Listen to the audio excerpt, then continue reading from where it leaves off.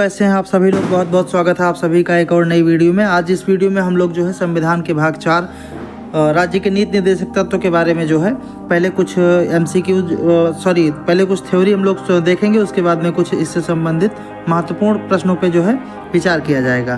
तो चलिए फटाफट स्टार्ट करते हैं हम लोग आज की क्लास। सबसे पहले हम लोग देखते हैं कि राज्य के नीति निर्देशक सिद्धांत जो हैं इनके बारे में कुछ इंपॉर्टेंट फैक्ट्स देखते हैं। तो आप जान लीजिए कि भारत के संविधान में जो नीति निर्देशक सिद्धांत हैं इनका उल्लेख संविधान के भाग 4 में किया गया है। ठीक है, नीति निर्देशक सिद्धांतों का उल्लेख जो है संविधान के भाग 4 में किया गया है।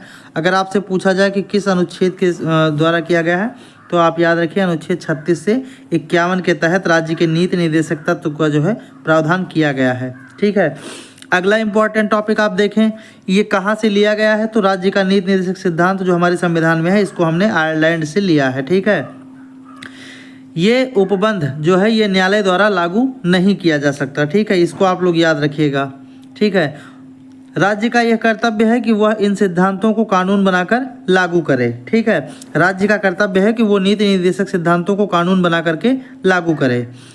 इसके सिद्धांत देश के संचालन में मूलभूत आधार हैं। ठीक है, ये जो राज्य के नीति निर्देशक तत्व हैं इसके जो है तत्व हैं ये राज्य के मूलभूत आधार हैं। चलिए इससे संबंधित हम लोग कुछ आर्टिकल देख लेते हैं। सबसे पहले देखेंगे आर्टिकल 38 अनुच्छेद 38। ठीक है, अनुच्छेद 38 द्वारा यह कहा गया है कि राज्य लोक कल्याण की अभिवृद्धि के लिए सामाजिक व्यवस्था बनाएगा। ठीक है, ये आपका अनुच्छेद 38 में कहा गया है, आप लोग इसको अच्छे से समझिए। अनुच्छेद 39 की अगर बात करें, अनुच्छेद 39 आपका कह रहा है कि राज्य जो है वो स्त्री पुरुष को समान रूप से आजीविका प्राप्त हो तथा भौतिक संसाधनों का वितरण जो है वो न्यायिक रूप से उपलब्ध हो। ठीक है, आर्थिक विकेंद्रीकरण हो, स्त्री पुरुष को समान कार्य के लिए समान वेतन प्राप्त हो और बालकों के जो है कल्याण के लिए इसके बालकों हेतु जो है कल्याण पारक कार्य आदि किए जाने चाहिए। ये राज्य की जिम्मेदारियां बताई गई हैं। अनुच्छेद 39A आपका जो है ये कह रहा है कि सामान्य न्याय ठीक है तथा निःशुल्क विधिक सहायता का प्रावधान किया जाना चाहिए राज्य के द्वारा। ठीक है, अनुच्छेद 40 आपका है, अनुच्छेद 40 जो है ये कह रहा है कि ग्राम पंचायतों के गठन का प्रयास राज्य द्वारा किया जाएगा। ठीक है, अनुच्छेद 41 अगर देखें तो अनुच्छेद 41 में कहा जाता है कि राज्य कुछ दशाओं में काम, शिक्षा तथा लोक सहायता पाने के अधिकार को प्राप्त करने का प्रभावी प्रयास जो है करेगा। ठीक है, चलिए आगे देखते हैं हम लोग। अनुच्छेद 42 जो है अनुच्छेद 42 में कहा गया है कि राज्य जो है वो काम की न्याय संगत और मानवोचित दशाओं का तथा प्रसूति सहायता का प्रावधान करेगा। इम्पोर्टेंट सारे आर्टिकल हैं। अगर आपसे पूछ लिया जाए कि राज्य प्रसूति सहायता का प्रावधान करेगा यह उपबंध किस अनुच्छेद द्वारा दिया गया है तो आप याद रखिएगा कि अनुच्छेद 42 के द्वारा दिया गया है। अगला देख लें, अनुच्छेद 43 आपका कह रहा है कि राज्य कर्मकारों को उचित मजदूरी तथा कुटीर उद्योगों के संवर्धन का प्रयास करेगा। ठीक है, अगला आर्टिकल आपका अनुच्छेद 43A ये कह रहा है कि उद्योगों के प्रबंधन में कर्मकारों की भागीदारी सुनिश्चित करेगा। कौन करेगा? राज्य करेगा। अनुच्छेद 44 आपका ये काफ़ी महत्वपूर्ण है। ठीक है, अनुच्छेद 44 कहता है कि राज्य संपूर्ण राज्य क्षेत्र में नागरिकों के लिए एक समान सिविल संहिता लागू करने का प्रयास करेगा। तो ये आप याद रखिएगा कि ऐसा कहाँ कहा गया है तो अनुच्छेद 44 में। अनुच्छेद 45 आपका क्या कहता है? अनुच्छेद 45 कहता है कि 6 वर्ष से कम आयु के बालकों के लिए प्रारंभिक बाल्यावस्था, देख रेख और शिक्षा का प्रबंध करेगा। ठीक है, ये राज्य की जिम्मेदारी बताई गई है कि राज्य को ऐसा करना चाहिए। अब इसके आलोक में राज्य इसको कानून बना करके या किसी प्रकार से लागू करे, लेकिन राज्य लागू करे तो उसे ध्यान रखना चाहिए कि उसके विधियों में ऐसा उपबंध होना चाहिए। अनुच्छेद 46 देखते हैं क्या कहता है। अनुच्छेद 46 कहता है कि राज्य अनुसूचित जातियों, अनुसूचित जनजातियों तथा अन्य दुर्बल वर्ग हेतु शिक्षा एवं आर्थिक हितों में वृद्धि का प्रयास करेगा। ठीक है, तो ये आप ध्यान रखिएगा। अगला अनुच्छेद आपका 47, अनुच्छेद 47 कहता है कि राज्य लोगों के पोषाहार, ठीक है, पोषाहार स्तर और जीवन स्तर को ऊंचा करने तथा लोक स्वास्थ्य आदि सुधारने का प्रयास करेगा।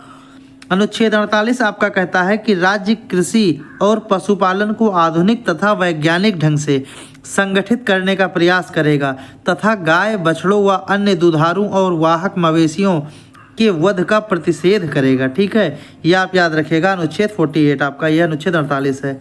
अनुच्छेद 48 ये आपका कह रहा है कि राज्य देश के पर्यावरण के संरक्षण और संवर्धन का तथा वन एवं वन्य जीवों की रक्षा का प्रयास करेगा। अगला अनुच्छेद आपका अनुच्छेद 49 है। अनुच्छेद 49 कह रहा है कि राज्य राष्ट्रीय महत्व के स्मारकों, संस्थाओं एवं वस्तुओं को संरक्षण प्रदान करेगा। ये आप ध्यान रखिएगा, सारे इंपॉर्टेंट आर्टिकल हैं।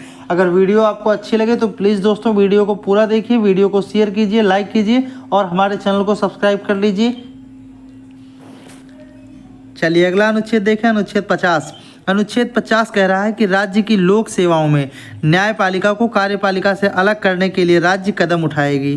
ठीक है, ये आप याद रखिएगा कि इंपॉर्टेंट आर्टिकल आपसे अक्सर पूछा जाता है कि न्यायपालिका का कार्यपालिका से पृथककरण किस अनुच्छेद के अंतर्गत किया गया है, तो आपको पता होना चाहिए कि ये आपका अनुच्छेद 50 के अंतर्गत किया गया है। ठीक है, कि राज्य को जिम्मेदारी दी गई है। अनुच्छेद 51 की अगर बात करें हम, तो अनुच्छेद 51 जो आपका है ये राज्य के द्वारा अंतर्राष्ट्रीय शांति और सुरक्षा की अभिवृद्धि का प्रयास जो है करने के लिए राज्य को प्रेरित कर रहा है। तो ये आपके कुछ इंपॉर्टेंट आर्टिकल थे जो राज्य के नीति निर्देशक सिद्धांतों के अंतर्गत बताए गए हैं। अब हम लोग जो है इससे संबंधित कुछ महत्वपूर्ण एमसीक्यू सॉल्व करेंगे। चलिए फटाफट हम लोग देखते हैं, इससे संबंधित कुछ महत्वपूर्ण प्रश्नों पर विचार करते हैं। ये सारे इंपॉर्टेंट क्वेश्चन आपके लिए जो है होने वाले हैं सारे एग्जाम्स में आपके। आप कोई भी वनडे एग्जाम दे रहे हैं, यूपी पीसीएस दे रहे हैं, बिहार पीसीएस दे रहे हैं, एसएससी दे रहे हैं, रेलवे दे रहे हैं, सभी परीक्षाओं में ये आपके महत्वपूर्ण होने वाले हैं। तो चलिए देखते हैं फटाफट क्वेश्चन हम लोग। क्वेश्चन हमारा कह रहा है कि राज्य के नीति निर्देशक सिद्धांतों का उल्लेख संविधान के किस भाग में किया गया है। ठीक है, तो यहाँ पे अब आप देख सकते हैं कि राज्य के नीति निर्देशक सिद्धांत जो है इनका उल्लेख संविधान के किस भाग में किया गया है। ऑप्शन आपको दिया गया है भाग 1, भाग 2, भाग 3 और भाग 4। ठीक है, तो आप जानते हैं कि जो संविधान के नीति निर्देशक तत्व हैं इनका उल्लेख जो है संविधान के भाग 4 में किया गया है। इस प्रकार से सही आंसर हमारा होगा भाग 4 में। ठीक है, अगर आपसे क्वेश्चन पूछा जाए कि किस अनुच्छेद के द्वारा किया गया है, तो ये आप लोग यहाँ पे याद रखिएगा कि अनुच्छेद 36 से लेकर के अनुच्छेद 51 तक जो है ये आपका राज्य के नीति निर्देशक तत्व जो है समाहित हैं इसमें। ठीक है, तो ये आपको मिस्टेक नहीं करना है, संविधान का भाग 4। अगला क्वेश्चन हम लोग देखें। क्वेश्चन हमारा कह रहा है कि निम्नलिखित में से कौन राज्य के नीति निर्देशक सिद्धांतों का उद्देश्य नहीं है। ठीक है, तो आपको यहाँ पे बताना है। पहला यहाँ पे आपको दिया गया है एक कल्याणकारी राज्य की स्थापना करना। ठीक है, तो आपको यहाँ पे बताना है एक कल्याणकारी राज्य की स्थापना करना। ये राज्य के नीति निर्देशक तत्व है या नहीं है? बिल्कुल है। ठीक है, ये राज्य का नीति निर्देशक तत्व है, सही है। दूसरा स्टेटमेंट कह रहा है कि सामाजिक आर्थिक न्याय को सुनिश्चित करना, तो ठीक है, ये भी हमारा राज्य का नीति निर्देशक तत्व है। तीसरा कह रहा है एक धार्मिक राज्य की स्थापना करना, तो ये बिल्कुल नहीं होगा क्योंकि किसी प्रकार से जो है इसका उल्लेख नहीं किया गया है। और उसके बाद नेक्स्ट कह रहा है कि एक धर्मनिरपेक्ष राज्य की स्थापना करना, बिल्कुल सही है, ये भी हमारा। ठीक है, तो इस प्रकार से यहाँ पे हमसे पूछा जा रहा है कि कौन सा उद्देश्य नहीं है, तो हमारा सही जवाब होगा तीसरा ऑप्शन। ठीक है, एक धार्मिक राज्य की स्थापना करना। अच्छा, जो लोग ये चीज़ नहीं जानते हैं आप ये जान लीजिए कि जो राज्य के नीति निर्देशक तत्व हैं एक्चुअल में वो हैं क्या। ठीक है, चलिए अगला क्वेश्चन देखते हैं, साथ ही साथ डिस्कस करते हैं। तो राज्य के नीति निर्देशक तत्व जो है वो ऐसे सिद्धांत हैं जो राज्य को अपनी नीतियां बनाने के लिए जो है प्रेरणा स्रोत होते हैं।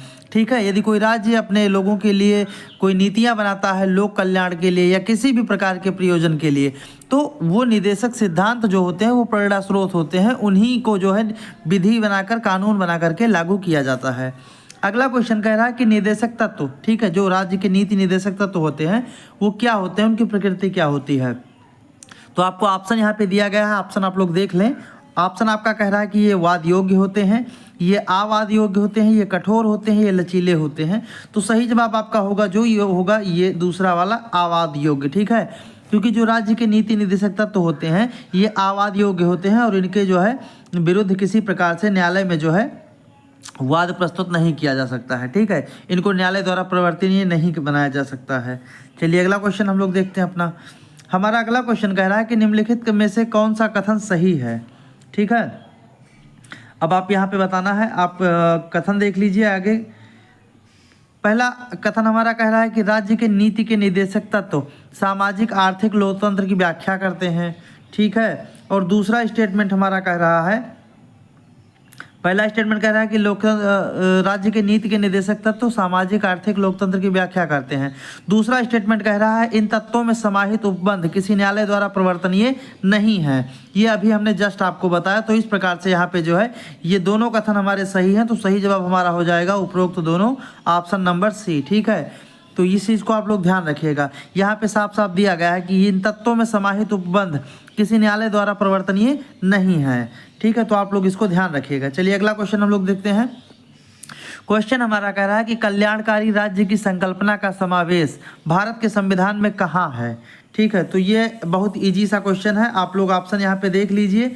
ठीक है, ऑप्शन आपको दिया गया है राज्य के नीति निर्देशक तत्वों में, मौलिक अधिकारों में, संविधान की चौथी अनुसूची में या फिर प्रस्तावना में। तो जो सही जवाब हमारा होगा वो हमारा होगा राज्य के नीति निर्देशक तत्वों में। ठीक है, एक कल्याणकारी राज्य की संकल्पना जो है वो हमारे राज्य के नीति निर्देशक तत्व भाग 4 अनुच्छेद 36 से 51 में इसका उपबंध किया गया है। चलिए अगला क्वेश्चन देखते हैं।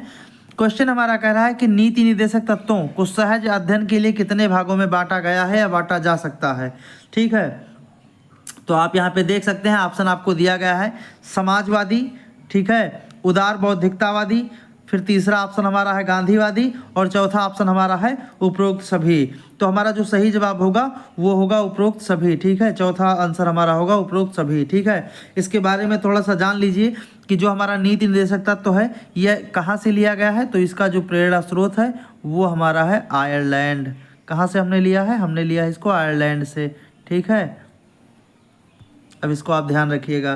ठीक है, हमने बता ही दिया कि जो नीति निर्देशक तत्व हमारे हैं ये भारतीय संविधान के भाग 4 अनुच्छेद 36 से 51 में जो है इनका उल्लेख किया जाता है। ठीक है, भाग 4 के अनुच्छेद 36 से 51 तक। ठीक है, तो यहाँ पे थोड़ा सा आप लोग मिस्टेक हुआ है, इसको ध्यान रखिए। अनुच्छेद 36 से 51 होगा ये। ठीक है, और दूसरी चीज़ जान लीजिए कि राज्य के नीति निर्देशक तत्वों को सहज अध्ययन के लिए जो है समाजवादी, उदार बौद्धिकतावादी, गांधीवादी, मानवाधिकार, सामाजिक एवं आर्थिक कल्याण आदि भागों में विभाजित किया जा सकता है। ठीक है, अगला क्वेश्चन हम लोग देखते हैं। क्वेश्चन हमारा कह रहा है कि नीति निर्देशक तत्वों की प्रेरणा किस देश के संविधान से ली गई है। ठीक है, एकदम इजी सा क्वेश्चन है। ऑप्शन आप देख लें, संयुक्त राज्य अमेरिका, ब्रिटेन, आयरलैंड या फिर फ्रांस। तो अभी अभी हम लोगों ने चर्चा की है, हमने बताया आपको कि राज्य के नीति निर्देशक सिद्धांत जो हैं ये प्रेरणा हमने जो है आयरलैंड से ली है। ठीक है, तो इस प्रकार से आप लोग याद रखिएगा। ठीक है, तो अगला क्वेश्चन हम लोग देखते हैं। Question number 8। क्वेश्चन हमारा क्या कह रहा है? क्वेश्चन कह रहा है कि भारतीय संविधान के अनुसार निम्नलिखित में से कौन सा देश के शासन के लिए आधारभूत है। ठीक है, मतलब जिसके बिना देश का शासन जो है सुयोग्य रूप से संचालित नहीं किया जा सकता है। तो ऑप्शन आप यहाँ पे देख लें, मूल अधिकार, मूल कर्तव्य, राज्य की नीति की निर्देशक तत्व, मूल अधिकार तथा मूल कर्तव्य दोनों। तो सही जवाब की अगर बात करें यहाँ पे सही जवाब हमारा होगा राज्य की नीति के निर्देशक तत्व। ठीक है, तो राज्य के नीति निर्देशक तत्व हैं। यार भाई थोड़ा बैकग्राउंड वाइज आप लोग जो है इग्नोर कीजिए, क्योंकि पीछे आज दिवाली का माहौल है, आप समझ रहे हैं, तो चारों तरफ धूम धड़ाका चल रहा है। चलिए अगला क्वेश्चन देखें। भारतीय संविधान के अनुसार धन का केंद्रीकरण किसका उल्लंघन करता है। ऑप्शन आपको यहाँ पे दिया गया है, मूल अधिकार, स्वतंत्रता का अधिकार, राज्य के नीति निर्देशक तत्व, समता का अधिकार। तो सही जवाब हमारा जो होगा वो तो होगा कि राज्य के नीति निर्देशक तत्व। ठीक है, लेकिन आप लोग ये चीज़ जान लीजिए कि धन का केंद्रीकरण जो है वो नहीं होना चाहिए। ठीक है, धन का केंद्रीकरण होने से जो है अव्यवस्था उत्पन्न होती है और असंतुलन पैदा हो जाता है। ठीक है, तो राज्य जो होता है वो अपनी नीति का जो है विशिष्टता इस प्रकार से संचालन करेगा कि सुनिश्चित रूप से समुदाय के भौतिक संसाधनों का स्वामित्व जो होता है और नियंत्रण वो इस प्रकार बटा हो कि जिससे हर समूह जो है उसका हित जो है सर्वोत्तम रूप से हो सके। ठीक है, चलिए अगला क्वेश्चन हम लोग देखते हैं। क्वेश्चन हमारा कह रहा है कि सामान्य कार्य के लिए समान वेतन भारत के संविधान में सुनिश्चित किया गया है। कहाँ पे इसको सुनिश्चित किया गया है? मूल अधिकार द्वारा, आर्थिक अधिकार द्वारा, राज्य की नीति निर्देशक सिद्धांत के द्वारा कि समता के अधिकार के द्वारा। तो सही जवाब अगर यहाँ पे आप देखें तो सही जवाब आपका होगा राज्य की नीति निर्देशक सिद्धांत के द्वारा। ठीक है, राज्य की नीति निर्देशक सिद्धांत के द्वारा। अच्छा, अगर अनुच्छेद आपसे एग्जैक्टली पूछ ले तो आपका आंसर होगा 39D। ठीक है, 39D में जो है यह अनुच्छेद यह प्रावधान किया गया है कि पुरुष और स्त्री दोनों को सामान्य कार्य के लिए समान वेतन दिया जाना चाहिए। ठीक है, तो ये आप लोग याद रखिएगा। तो इसमें जो है अच्छा इसका मतलब उत्पत्ति इसकी कहाँ से हुई, तो ये आप लोग याद रखिएगा कि संसद के द्वारा 1976 में जो है आपका समान पारिश्रमिक अधिनियम पारित किया गया था। ठीक है, तो ये आप लोग याद रखिएगा। अच्छा, अगर इससे इम्पोर्टेंट कोई केस भी आपको याद रखना है तो आप वो भी याद रखिएगा। केस आपका है रणधीर सिंह। ठीक है, आप याद रखिएगा, भाई लिखने की जगह बहुत कम है तो शॉर्टकट में लिख रहा हूँ। रणधीर सिंह, ठीक है, वर्सेस आपका भारत संघ, रणधीर सिंह वर्सेस भारत संघ। ठीक है, ये आप याद रखिएगा। ये बहुत ही महत्वपूर्ण मामला हुआ था। ये 1942 का मामला था, 1982 का मामला था। इसी मामले में सर्वोच्च न्यायालय ने यह अभिनिर्धारित किया था कि संविधान की प्रस्तावना और अनुच्छेद 39 घ के आलोक में अनुच्छेद 14 एवं 16 को साथ साथ पढ़ने से समान कार्य के लिए समान वेतन का सिद्धांत प्राप्त होता है। तो ये आप लोग याद रखिएगा, बहुत ही इंपॉर्टेंट सारे के सारे क्वेश्चन होने वाले हैं दोस्तों। आपका Bihar PCS, UP PCS, judiciary, one day exam, SSC, कोई भी एग्जाम आने वाला है, सारे एग्जाम में जहाँ जहाँ पे भी पॉलिटी, संविधान, भारत की राज्य व्यवस्था पूछी जाती है, उन सब जगह ये सारे क्वेश्चन इंपॉर्टेंट होने वाले हैं। तो प्लीज़ दोस्तों वीडियो को पूरा देखिए, अगर अच्छी लगे तो लाइक शेयर भी कीजिए, चैनल को सब्सक्राइब भी कीजिए। अगला क्वेश्चन हमारा कह रहा है कि निम्नलिखित में से कौन सा एक मौलिक अधिकार नहीं है। चलिए, एकदम मस्त वाला क्वेश्चन है। ऑप्शन आपको दिया गया है उत्पीड़न के खिलाफ अधिकार, कानून के समक्ष बराबरी, धर्म पालन की स्वतंत्रता और समान कार्य के लिए समान वेतन। तो आप जानते हैं कि उत्पीड़न के खिलाफ अधिकार ये हमारा मौलिक अधिकार है, कानून के समक्ष बराबरी ये भी हमारा मौलिक अधिकार है, धर्म पालन की स्वतंत्रता ये भी हमारा मौलिक अधिकार है, लेकिन समान कार्य के लिए समान वेतन ये हमारा मौलिक अधिकार नहीं है। तो फिर ये कहाँ है, ये राज्य के नीति निर्देशक तत्व का एक अंग है। ठीक है, ताकि राज्य जो अपनी नीतियां बनाएगा उसमें इसको समाहित करना होगा कि लोगों को समान कार्य के लिए समान वेतन का उपबंध किया जाए। ठीक है, चलिए अगला क्वेश्चन हम लोग देखते हैं। क्वेश्चन हमारा कह रहा है कि निम्नलिखित में से किसके अंतर्गत पंचायती राज प्रणाली की व्यवस्था की गई है। ठीक है, बहुत ही अच्छे क्वेश्चन आप लोगों के लिए ढूंढ कर लाए गए हैं कि सारे के सारे इंपॉर्टेंट होने वाले हैं। तो ऑप्शन आपको यहाँ पे दिया गया है मौलिक अधिकार, मौलिक कर्तव्य, चुनाव आयोग या फिर राज्य की नीति के निर्देशक सिद्धांत। तो सही जवाब आप यहाँ पे दोस्तों देखें, सही जवाब आपका जो होगा वो होगा राज्य की नीति के निर्देशक सिद्धांत। ठीक है, इसी के अंतर्गत जो है पंचायती राज प्रणाली की व्यवस्था की गई है। ठीक है, संविधान का जो अनुच्छेद आपका 40 है, अनुच्छेद 14 है ना, ये ग्राम पंचायतों के गठन के बारे में प्रावधान करता है। ठीक है, ग्राम पंचायतों के गठन के बारे में प्रावधान करता है। ठीक है, अनुच्छेद 40, और इसी के द्वारा जो है इसके अनुसार बताया गया है कि राज्य ग्राम पंचायतों का संगठन करने के लिए कदम उठाएगा और उनको ऐसी शक्तियां और प्राधिकार प्रदान करेगा जो उन्हें स्वायत्त शासन की इकाइयों के रूप में कार्य करने योग्य बनाने के लिए आवश्यक हो। ठीक है, तो ये चीज़ आप लोग ध्यान रखिएगा कि जो है आपका पंचायती राज प्रणाली जो है ये राज्य के नीति निर्देशक सिद्धांत के अंतर्गत कार्यरत है। चलिए अगला क्वेश्चन देखते हैं। क्वेश्चन कह रहा है कि निम्नलिखित में से कौन सा अनुच्छेद पंचायत गठन के लिए राज्य सरकार को निर्देशित करता है। अच्छा सा क्वेश्चन है, प्यारा क्वेश्चन है, ये आप लोग देख लीजिए। अनुच्छेद 33, अनुच्छेद 40, अनुच्छेद 48 या फिर अनुच्छेद 50। तो हमने आप लोगों को अभी डिस्कस किया है, हमने बताया भी है आप लोगों को। तो फिर से आप एक बार अगर कंफ्यूज है, नहीं समझ में आया तो फिर से देख लीजिए। आपका जो भारतीय संविधान का अनुच्छेद 40 है ये किससे संबंधित है, ये ग्राम पंचायतों के गठन से संबंधित है। ठीक है, ये ग्राम पंचायत के गठन से संबंधित है, तो ये आप लोग याद रखिएगा। चलिए अगला क्वेश्चन हम लोग देख लेते हैं। क्वेश्चन हमारा कह रहा है कि भारतीय संविधान के अंतर्गत पंचायत का गठन कैसे किया गया, मतलब किस प्रक्रिया द्वारा। ये एक मूलभूत अधिकार है इसलिए किया गया, ये एक मूल कर्तव्य है इसलिए किया गया, ये एक निर्देशक सिद्धांत है इसलिए किया गया, या फिर इनमें से कोई नहीं। तो आप जानते हैं कि जो पंचायत का गठन है वो राज्य के नीति निर्देशक सिद्धांतों के अंतर्गत अनुच्छेद 40 के द्वारा जो है पंचायतों का गठन किया जाता है। तो यहाँ पे आप लोग मिस्टेक नहीं करेंगे। चलिए नेक्स्ट अगला क्वेश्चन हम लोग देखते हैं। क्वेश्चन हमारा कह रहा है कि सूची 1 को सूची 2 के साथ आपको मिलान करना है। ठीक है, यहाँ पे सूची 1 का आपको सूची 2 के साथ मिलान करना है। और चलिए ठीक है, मैच करके देख लीजिए। ठीक है, आपको यहाँ पे दिया गया है एक तरफ कुछ मतलब उपबंध दिए गए हैं और एक तरफ आपको उससे संबंधित अनुच्छेद दिए गए हैं। आपको ये बताना है कि कौन सा अनुच्छेद किस उपबंध से संबंधित है। तो पहला आपका है ग्राम पंचायत का गठन। तो ग्राम पंचायत का गठन आपका जो है ये अनुच्छेद 40 के अंतर्गत किया जाता है। ठीक है, आप लोग भी साथ साथ इसको मिलान करते चलिए। उसके बाद आपका है समान आचार संहिता। तो समान आचार संहिता का उपबंध कहाँ किया गया है? यह आपका है अनुच्छेद 44 में। ठीक है, अनुच्छेद 44 में। उसके बाद आपका है कृषि एवं पशुपालन। तो कृषि एवं पशुपालन के लिए कहाँ पे व्यवस्था की गई है? तो ये आपका संबंधित है अनुच्छेद 48 से। ठीक है, और उसके बाद आपका है अंतर्राष्ट्रीय शांति। अंतर्राष्ट्रीय शांति का उपबंध किस अनुच्छेद से संबंधित है? तो ये आपका संबंधित है अनुच्छेद 51 से। ठीक है, तो आप यहाँ पे अच्छे तरीके से देख लीजिए। ग्राम पंचायत का गठन अनुच्छेद 40, सामान्य आचार संहिता अनुच्छेद 44, कृषि एवं पशुपालन ये अनुच्छेद 48 और अंतर्राष्ट्रीय शांति आपका अनुच्छेद 51 से संबंधित है। तो अब आप यहाँ मिस्टेक नहीं करेंगे। चलिए अगला देख लेते हैं। यहाँ पे भी सूची 1 को सूची 2 के साथ में मिलान करना है। तो यहाँ पे आपको एक तरफ अनुच्छेद दिया गया है और दूसरी तरफ जो है उनसे संबंधित जो उपबंध दिए गए हैं कि कौन सा अनुच्छेद किससे संबंधित है। तो चलिए हम लोगों ने जस्ट अभी मिलाया है, इसमें से कुछ पहले के ही हैं। तो यहाँ पे हम लोग जानते हैं कि अनुच्छेद जो है आपका 44 ये संबंधित होगा समान नागरिक संहिता से।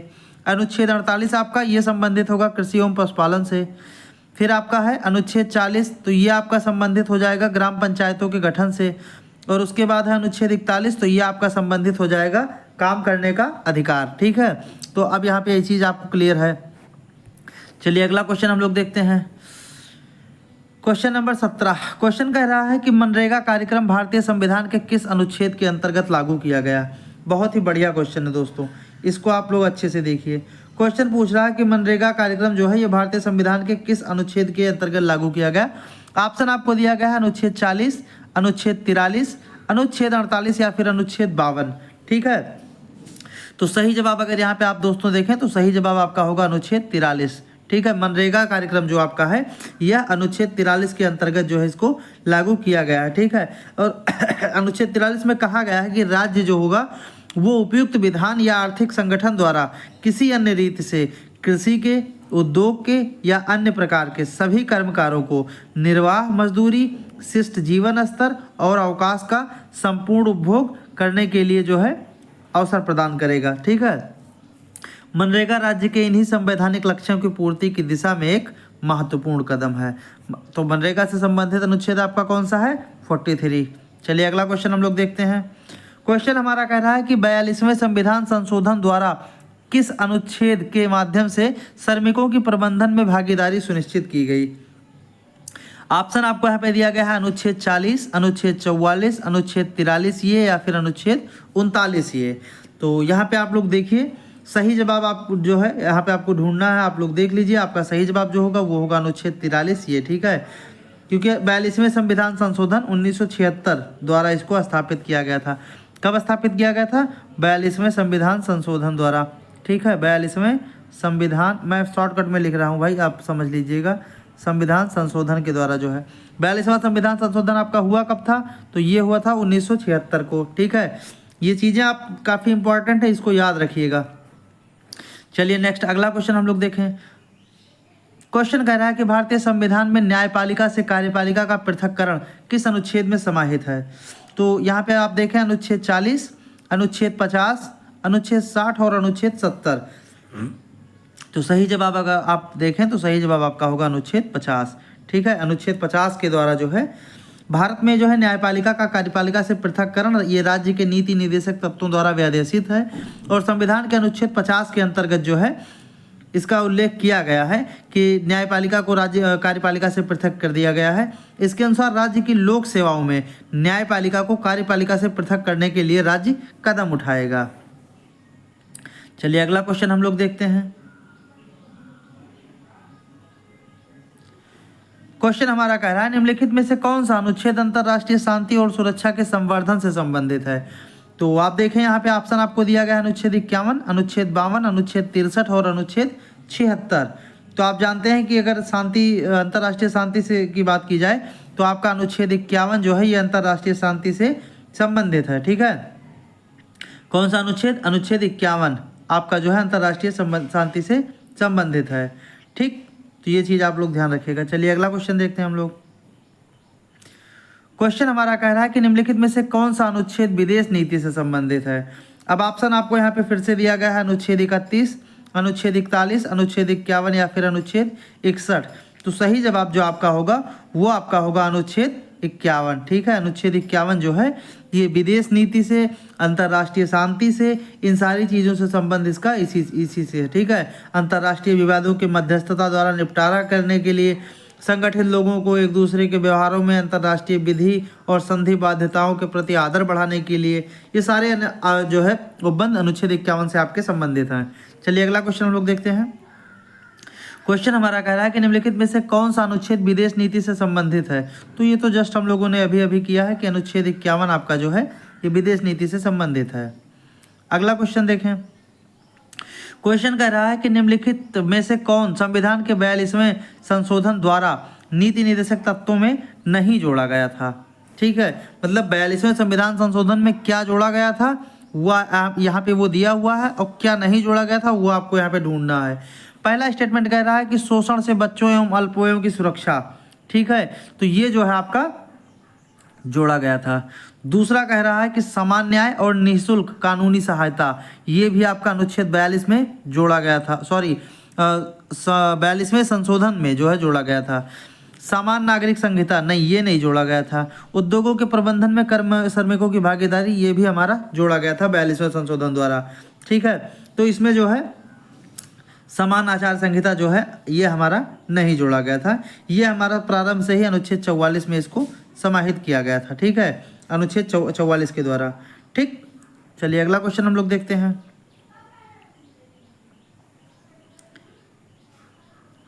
क्वेश्चन हमारा कह रहा है कि संविधान निम्न में से किसके शोषण के विरुद्ध अधिकार स्वीकृत करता है। तो ऑप्शन यहाँ पे आपको दिया गया है बच्चों के, स्त्रियों के, जनजातियों के या उपरोक्त सभी। तो यहाँ पे सही जवाब जो आपका होगा वो होगा उपरोक्त सभी। ठीक है, क्योंकि संविधान जो है बच्चों के, स्त्रियों के और जनजातियों के, इन सभी के शोषण के विरुद्ध जो है अधिकार स्वीकृत करता है, इनका शोषण होने से रोकता है तथा उससे संबंधित उपबंध करता है। ठीक है, अगला क्वेश्चन हम लोग देख लें। क्वेश्चन हमारा कह रहा है कि निम्नलिखित में से कौन सा एक राज्य की नीति निर्देशक तत्व तो नहीं है। चलिए प्यारा सा क्वेश्चन है, आप लोग फटाफट इसको जो है देख लीजिए। पहला ऑप्शन दिया गया है मद्य निषेध, दूसरा ऑप्शन दिया गया है गौ संरक्षण, तीसरा ऑप्शन दिया गया है पर्यावरण संरक्षण और चौथा ऑप्शन दिया गया है 14 वर्ष तक की आयु के बालकों को निःशुल्क शिक्षा। अब आपको यहाँ पे बताना है कि कौन सा नीति निर्देशक तत्व तो नहीं है। तो सही जवाब हमारा जो होगा वो चौथा ऑप्शन होगा, 14 वर्ष तक की आयु के बालकों को जो है निःशुल्क शिक्षा, ये जो है हमारा नीति निर्देशक तत्व तो नहीं है। चलिए ठीक है, ऑप्शन वाइज देख लेते हैं। पहला मद्य निषेध है, तो मद्य निषेध को कहाँ पे बताया गया है, ये अनुच्छेद 47 का भाग है। ठीक, दूसरा हमारा कौन सा है, गौ संरक्षण। ठीक है, तो गौ संरक्षण हमारा जो है ये अनुच्छेद 48 के अंतर्गत आ जाएगा। ठीक, और तीसरा हमारा है पर्यावरण जो है संरक्षण। ठीक है, तो ये भी हमारा अनुच्छेद 48A के अंतर्गत आ जाएगा। ठीक है, लेकिन जो 14 वर्ष से बच्चों को निःशुल्क शिक्षा का व्यवस्था है ये हमारा सॉरी इसका भी देख लीजिए, इसका होगा हमारा 21 ये। ठीक है, तो ये 21 ये में आएगा। तो अब यहाँ पे कल आपको क्लियर है ना। चलिए अगला क्वेश्चन देख लेते हैं हम लोग। क्वेश्चन हमारा कह रहा है कि निम्नलिखित में से कौन सा एक राज्य का नीति निर्देशक तत्व तो नहीं है। चलिए यहाँ पे भी देख लीजिए। क्वेश्चन हमारा कह रहा है कि कौन सा राज्य का नीति निर्देशक तत्व तो नहीं है, आपको पहचान करनी है। चलिए पहला स्टेटमेंट देख लीजिए, राज्य देश के पर्यावरण के संरक्षण तथा संवर्धन का प्रयास करेगा। ठीक है, दूसरा स्टेटमेंट कह रहा है कि राज्य किसी व्यक्ति को कानून के समक्ष समानता से मना नहीं करेगा या वंचित नहीं करेगा। ठीक है, तीसरा कह रहा है कि राज्य किसी व्यक्ति को उसके धर्म, जाति, लिंग अथवा जन्म स्थान के आधार पर भेद नहीं करेगा। और चौथा कह रहा है कि अस्पृश्यता का प्रवर्तन। ठीक है, तो सही जवाब जो हमारा होगा ऑप्शन नंबर पहला होगा। ठीक है, क्योंकि ये पूछ रहा है कि कौन सा नीति निर्देशक तत्व तो नहीं है, तो पहला स्टेटमेंट जो हमारा है वो नीति निर्देशक तत्व नहीं है।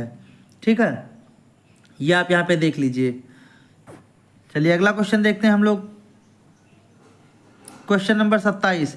क्वेश्चन कह रहा है कि निम्नलिखित में से कौन सा नीति निर्देशक सिद्धांत संविधान में बाद में जोड़ा गया था। ठीक है, ऑप्शन यहाँ पर आपको दिया गया है, ऑप्शन देख लें।